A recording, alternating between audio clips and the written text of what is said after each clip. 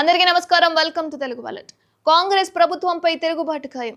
ఉన్న పథకాలు తీసేశారని ప్రజలు ఆలోచిస్తున్నారు. మళ్ళీ బీఆర్ఎస్ అధికారంలోకి వస్తుంది. అయితే బీఆర్ఎస్ లోకి నాయకులు కూడా తిరిగి వస్తారు. పార్టీ కేడర్ ప్రజా సమస్యలపై పోరాటం చేయాలి అంటూ బీఆర్ఎస్ అధినేత మాజీ ముఖ్యమంత్రి కె చంద్రశేఖరరావు పేర్కొంటున్నారు. ప్రభుత్వం యాదవులకు గొర్రెలివ్వడం లేదని, చేప పిల్లల పంపిణీ, ఫీజు రియంబర్స్మెంట్ తీసేశారంటూ ఫైర్ అవుతున్నారు. మళ్ళీ బీఆర్ఎస్ అధికారంలోకి వస్తుందని పార్టీ నాయకులు, కార్యకర్తలకు భరోసా ఇచ్చిన కేసీఆర్ ఉన్న పథకాలు తీసేసిన ప్రభుత్వంపై అప్పుడే ప్రజల్లో ఆలోచన మొదలైందన్నారు.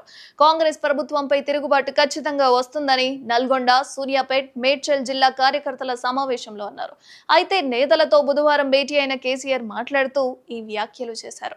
2.5 దశాబ్దాల బీఆర్ఎస్ ప్రస్థానంలో ప్రతి అడుగులో అద్భుతమైన విజయగాథలే తప్ప అపజయ గాథలు లేవని, తెలంగాణ సాధన కోసం బయలుదేరిన నాటి వ్యతిరేక పరిస్థితులనే తట్టుకొని నిలబడ్డ పార్టీకి నేటి పరిస్థితులు ఒక లెక్క కాదని, ఎటువంటి ఆటంకాలనైనా అలవోకగా దాటుకుంటూ ప్రజాదరణను మరింతగా పొందుకుంటూ ముందడుగు వేస్తోందని బీఆర్ఎస్ అధినేత కేసీఆర్ పునరుద్ఘాటించారు. అయితే తెలంగాణ అస్తిత్వమే ప్రమాదంలో పడిన దిక్కుముక్కు లేని చివరి దశ ఉద్యమ కాలం నుంచి తెలంగాణ రాష్ట్ర సాధన అటు నుంచి 10 ఏళ్ల ప్రగతి పాలన దాకా తాను ఎదుర్కొన్న కష్టాలను కేసీఆర్ ఈ సందర్భంగా కార్యకర్తలకు వివరించారు. కుటీల వ్యవస్థలని బద్దలు కొట్టి తెలంగాణను సాధించి కలబడి నిలబడిన తెలంగాణ సమాజం భవిష్యత్తులో ఎటువంటి ప్రతిబంధక పరిస్థితులనైనా అధిగమిస్తుందని కేసీఆర్ భరోసా వ్యక్తం చేశారు. అయితే మొత్తానికి గెలుపు ఓటములకు అతీతంగా తెలంగాణ సమాజం మనకు ఎల్లవేళలా అండగా ఉంటుందని, భవిష్యత్తులోనూ ఉంటుందని కేసీఆర్ ప్రకటిస్తున్నారు. ప్రజలను మభ్యపెట్టి అధికారంలోకి వచ్చిన కాంగ్రెస్ పార్టీ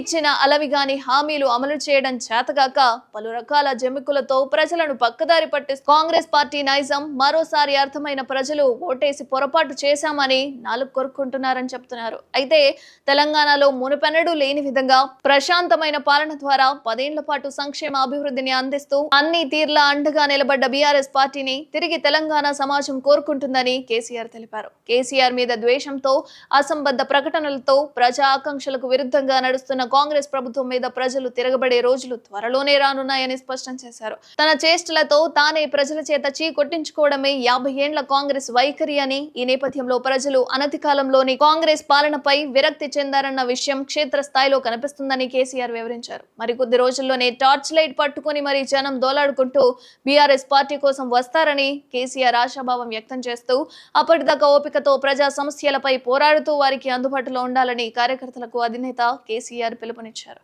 మరి అప్డేట్స్ కోసం చూస్తూనే ఉండండి తెలుగు వాలెట్.